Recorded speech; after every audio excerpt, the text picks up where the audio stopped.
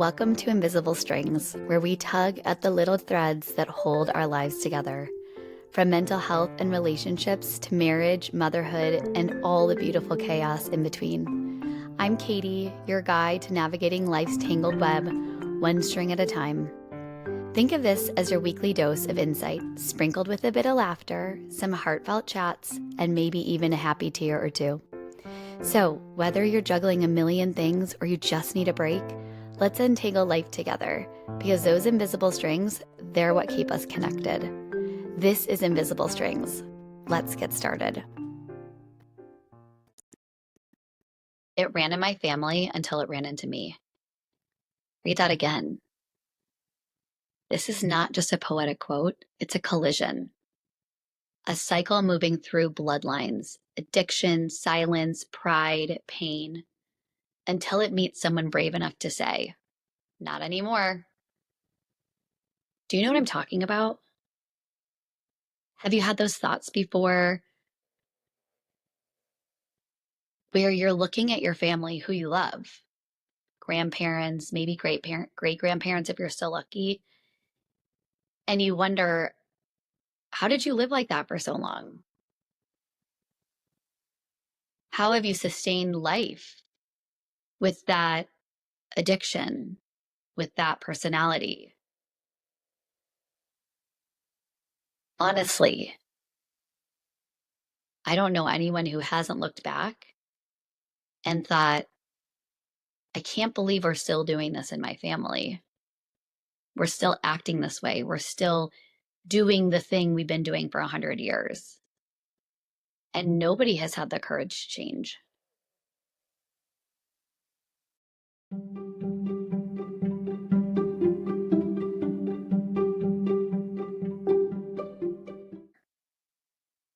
Because it ran in my family until it ran into me. If you've ever felt like the outsider in your own family, if you've been called too emotional, too angry, too sensitive, my mom and I were just talking about this yesterday. If you've made choices that cost you comfort but brought you peace, then this episode is your mirror. This is for the cycle breakers, the chain shatterers, the ones rewriting the story one breath at a time. It's not easy, but it feels so good. And the most important part about it is it's not really even for you. It's for the generations and generations and generations to come. Let's be clear. Breaking a cycle is not a trend. It's a holy interruption. It's choosing to heal what hurt you without passing it on. It's learning emotional language no one has ever taught you. This is so important. The emotional language is something that I did not have and is something that I am learning and have been learning for the last year. And my girls have learned it thanks to Shine and Jules.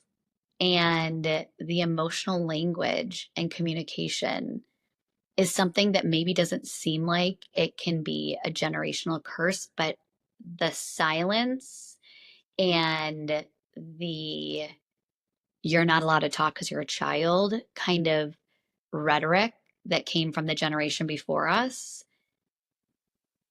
is so detrimental to our mental health and to growing and to communicating with people outside of our own families.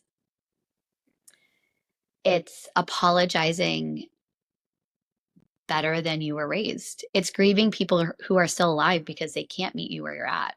They can't deal with the person that you're becoming. A cycle breaker is by no means perfect. A cycle breaker is just aware and is willing to do the work. And awareness is a curse until you turn it into courage.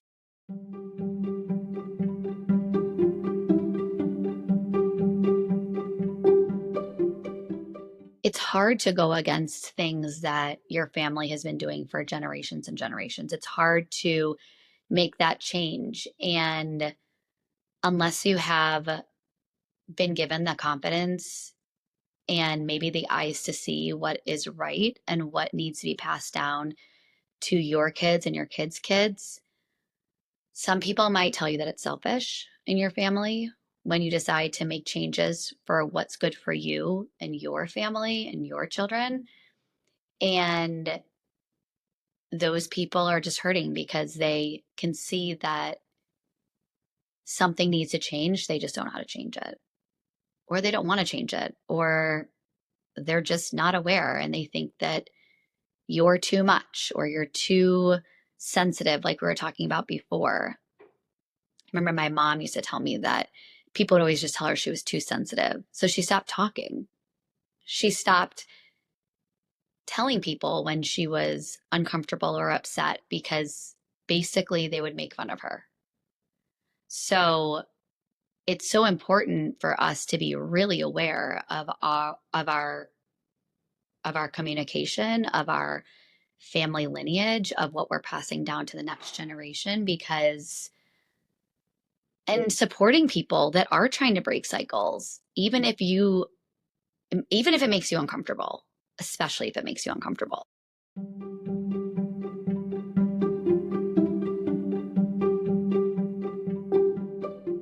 So I want to tell you about a story about a woman who stared down a demon in my family who had been entertaining for generations. My mom.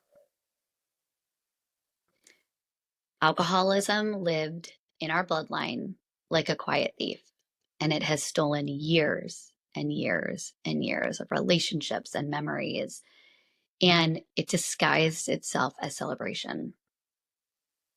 Sneaky, then control, and then, of course, chaos. But she said one day, "This stops with me. I'm not bringing this into my family." My mom comes from 6 kids, and she is in the middle of her family, and they lived a beautiful life. Lots of big parties, lots of fun, lots of everything, honestly. And when my grandmother was, I don't even know how old she was, maybe she was in her 70s or 80s, they had a conversation with her because they felt like she was drinking too much alcohol, and they had an intervention done. And my mom quickly saw it's a professional thing. Like, someone comes in and does the intervention, all of her siblings are there, people that love her are there. And the intervention was amazing. It was life changing for my mom. She listened to everything this person had said, and she looked around the room and she realized that she needed to make a change for her family. We were very little, and she left there saying, "I'm just this runs in our family. This is in our bloodline, and I'm going to stop it right now. Like, I'm not going to drink anymore. I don't want this to be my life. I don't want to ruin my marriage. I don't want to ruin my children. I am done." And so she just stopped. She just chose not to drink alcohol anymore. And there wasn't an applause. There wasn't, a big celebration. There wasn't a moment where like the sky cracked open and she was like, "I need to change. There's something wrong with me." No, it was simply just watching somebody else go through something that she never wanted to experience, knowing that this is something that has run in our family for generations and generations and generations, and actually probably not even really realizing it until that moment. It wasn't going to run any deeper than her.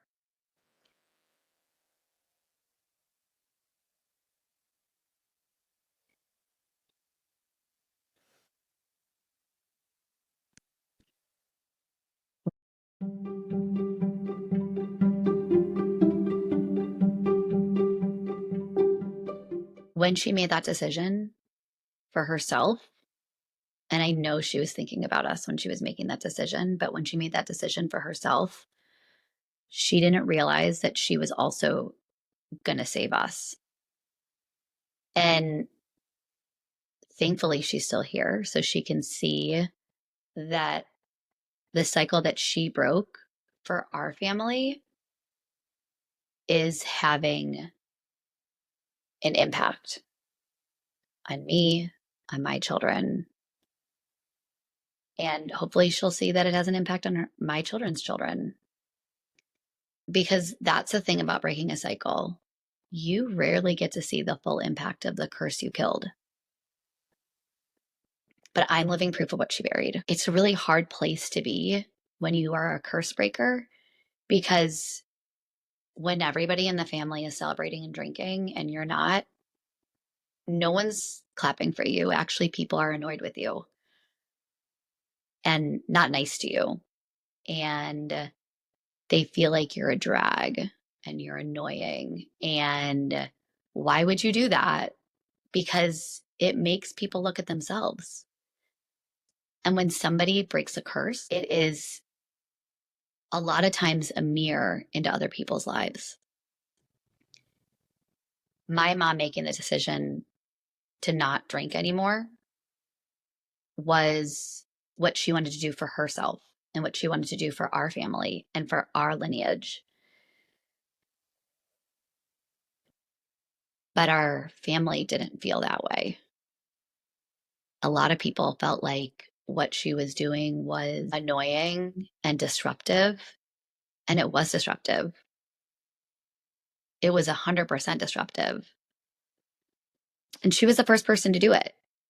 But I can tell you now that that step that she made for herself and for our family has echoed throughout our entire family. And a large majority of our family don't drink anymore. That's incredible. She did that. She educated people. She was there for people to talk to. And that has changed the entire trajectory of my life and my sister and brother's lives and all of our children's lives and their children's lives. Do you have a cycle breaker in your family? Maybe it's you.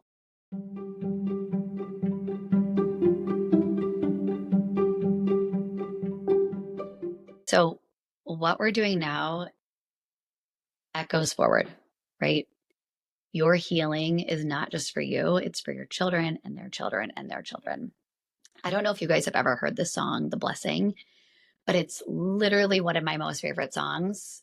It was written by Cody Carnes, Elevation, and Carrie Job, and back in 2020. And every single time I sing it, I cry. Every single time I sing it, I can feel the generations and generations and generations of people to come. And some of the lyrics of this song, like seriously, if you haven't heard it, listen to it. It's so powerful. Some of the lyrics in here: may his favor be upon you and 1,000 generations, and your family and your children and their children and their children. May his presence go before you and behind you and beside you, all around you and within you. He is with you. He is with you. In the morning, in the evening, in your coming and in your going, in your weeping and rejoicing, he is for you. He is for you. But the actual song, when the music comes on with the lyrics, it's so incredibly powerful. I bawl every single time I hear it. And it just hits home how important what we're doing today is for the generations to come. It's so weighty. It's so heavy. But it's also amazing because you have the opportunity to change things and you have the opportunity to bring joy and happiness into your family for generations. This isn't self-help. This is spiritual warfare. And if you heard last week, talked a lot about spiritual warfare. We're not just fighting for our lives, we're building altars for future generations to stand on. confidently to build on for generations to come. That's why it matters when you learn to name your emotions. That's hard. That started for me 2 years ago. It's why it matters when you say, I forgive you, even when they never said sorry. Do you know you can forgive people and just do it in your own heart? You can forgive them for who they are because they don't know what they're doing. And that will release them from you. And you don't even need to say it to their face.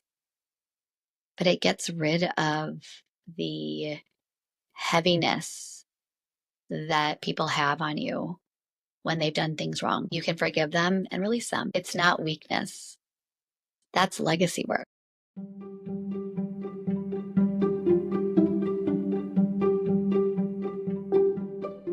So breaking cycles, they don't always feel brave. Sometimes it feels like crying in your car because you don't want to yell the way your father did, or holding your tongue when every cell wants to defend. Holding your tongue when every cell wants to defend. That one, that resonates in me. Or sitting in silence instead of running back to dysfunction. Telling your child I was wrong, even though you were never told that yourself. That's a huge one. Something I've done since my kids were little, I've always apologized. Always. I am the furthest person from being perfect, and I make so many mistakes, but I'm always apologizing whenever I make a mistake. And my kids do the same thing. Like even with each other, when they get in a fight with each other, or when the girls are like not being nice to each other, like give them a couple minutes and then you'll hear them like, I'm really sorry, Olivia. I'm really sorry, Whitney. Like always. Um, I don't think that anyone ever apologized to Brad. He has a harder time with it, like a much harder time. I think that if you listen to the podcast a couple weeks ago, I think that he was never good enough. He was always wrong, and no one ever apologized to him. So he gets very defensive. His initial reaction is to defend himself, even if he's done nothing wrong. Even if someone's not even, accusing him of anything. I mean, it could be me just being like, hey, what did you mean when you said this? Or like something not accusatory at all. And he has realized that like his reaction to even something like that is to defend himself. And that is huge that he's been able to realize that that was a pattern that he had developed in childhood. He was never allowed to speak. He was never allowed to have an opinion. Or if he did, his opinion was wrong. I'm sure that would be really hard to grow up with. And it's incredible to me that the things that my girls are learning and shine resonate with me and resonate with my husband so much. And I feel like our eyes have been opened. It's probably been a year and a half now that we're able to kind of pick through the way that we act and react to different things and are really intentional about figuring out, why did I react that way? Because there's lots of cycles here that need to be broken. I mean, everybody has them. It doesn't always have to be something gigantic. It can be something as small as apologizing to your kids when you've done something wrong, and breaking the cycle of that mentality that our parents had, where you're the child, I'm the adult, you listen to me, I'm in charge. I don't ever do anything wrong and I don't owe you anything. Like that was very much our parents' generation. And it can be as small as that. That can change the trajectory of your entire family. You're not going to always get recognition for realizing that there's cycles that need to be broken and doing that, you're not going to feel strong about it a lot. Like I said before, when my mom decided she's not going to celebrate that way anymore, people didn't like it. It made them feel uncomfortable with their own life decisions. Really didn't have anything to do with my mom. But the thing is, like, every time you choose healing over history, the chains weaken. And what happens when the chains weaken? We get to break them.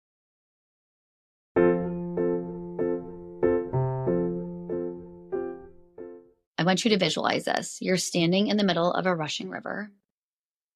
Behind you is everything that came before: rage, fear, abuse, addiction, denial.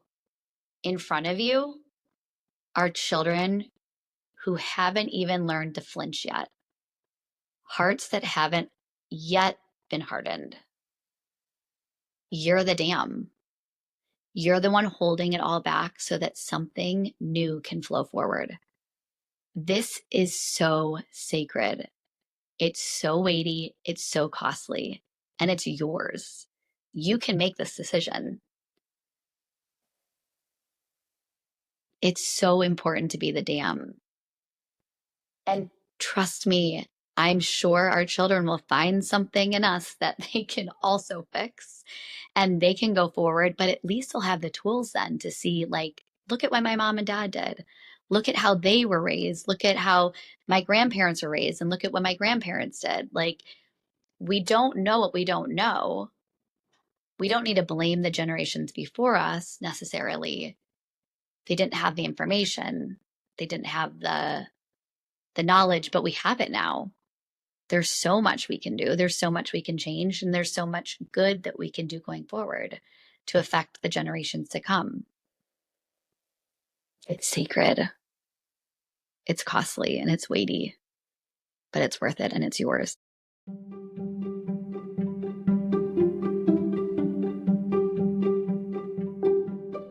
So what do you do with all this? Like, what am I going to do with this now, Katie? Great. Now you have my mind racing and thinking about the things I need to change. You're not a bad mom. You're not a bad dad. You're not bad grandparents. But you have the opportunity to make things better.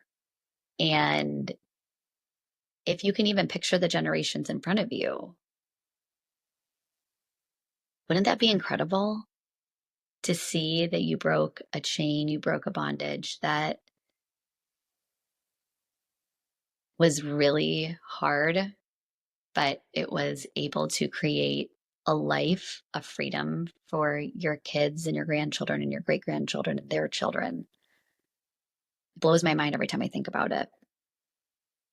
So let's get practical here, because all of this reflection means nothing if it doesn't move you. So first things first, name it. What is it? What have you been thinking about this entire podcast? What is the pattern or the addiction or the control? Say it and say it without shame. Naming something takes away its invisibility and it feels so much better. It feels so much better to talk about things out loud, even though it might literally make your stomach crawl or make you incredibly uncomfortable. Name it first. And then choose one small disruption. Don't try to do the whole thing. Don't try to just eradicate an entire issue. Just do one thing that will disrupt it. Pick a moment. Say no when you usually people please. That's a hard one for a lot of us. We don't want to disappoint people. Pause when you usually explode. Another hard one. Like, take a beat, take a breath, walk away. Go outside, go for a walk. Literally, the walk thing really works. It's very helpful. And this is how the shift begins. The third thing is you need to build a support circle. Healing is not done alone. It is not a solo sport. You need to find a therapist or a mentor or coach or a friend that's trustworthy. You need to find a friend who understands breakers. Find a friend who understands that breakers need backups. You need backups. I called a girlfriend the other day and I was frustrated with something that had happened. And she laid it out for me so well. And I trust her entirely and completely with everything. And she spoke love to me in a hard way, but it was so eye opening. And it's something I didn't think about before she said it. And you need friends like that. You need friends like that that will, no matter what's going on in their life, they're going to speak positivity to you in your life and point you in the right direction. You need backup. Then document the journey. Journal. Record your voice in memos for your future kids. Come on to my podcast. Let's talk about it. Write letters to your younger self. A few weeks ago, I talked about something that we did on our Shine retreat where we had a picture of ourselves before we were 7, before our hearts were hardened, before the world was able to tell us who we needed to be. And it was so powerful. I can't even tell you what it released in me. Or I think I actually do tell you in the podcast, but it was so incredibly powerful. And it was stuff I didn't even know I was holding in. And I got to read it in front of my girls.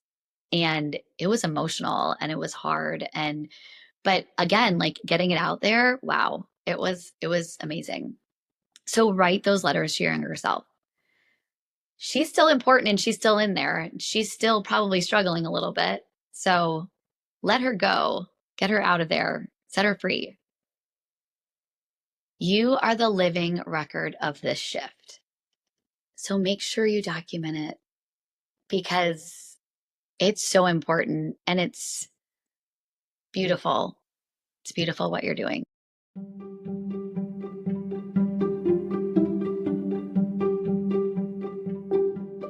One day, your great, great, great grandchildren might not know your name, but can you picture them right now? Your children's children's children's children? I don't even know. I don't even know what they look like. But can you picture them?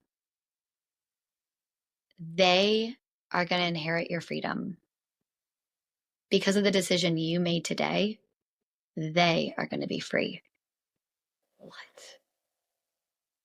That is mind-blowing to me. Because someone somewhere in the family line said, it ran in our blood until it ran into me. It ran in your blood until it ran into you. What are you going to do? What are you going to change? What an honor to be the place where pain is interrupted. What a holy burden to be the healer they'll never meet, but will always feel. Those great, great, great, great, great, great grandchildren will always feel what you've done right now. I'm going to leave you with this.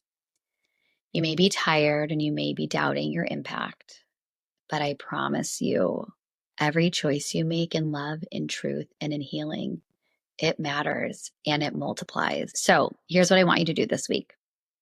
Tell the truth about a pattern in your life. Make one decision that protects your peace. Text someone and say, I'm choosing to break the cycle. I'm doing the work. I bet you, if you talk about this to other people, you're going to create a ripple effect. Other people are going to hear your words and they're going to be like, what can I change? What have I carried for so long that I don't even realize I'm carrying? What can I change for my kids and my children, my grandkids and my great grandkids? And then write it down. It ran into my family until it ran into me. Put it on your mirror. Say it every morning because it's not just a quote, it's your banner. and your legacy is watching. This episode found you. Don't keep it to yourself. Share it with another breaker. Speak life into someone who thinks you're crazy for choosing healing. And remember, you're not broken. You're breaking through. I'm proud of you. Have a great week. Thank you for joining me today on this episode of Invisible Strings, where we've tugged at a few threads and hopefully left you with a smile and something to think about. Remember, life's connections might be invisible, but they're oh so strong. If you enjoyed today's chat, don't forget to subscribe, leave a review, and share it with someone who could use a little string pulling in their life. Until next time, keep those invisible strings intact, and I'll see you back here soon for more heartfelt conversations and a dash of fun. Stay connected, stay kind, and keep untangling.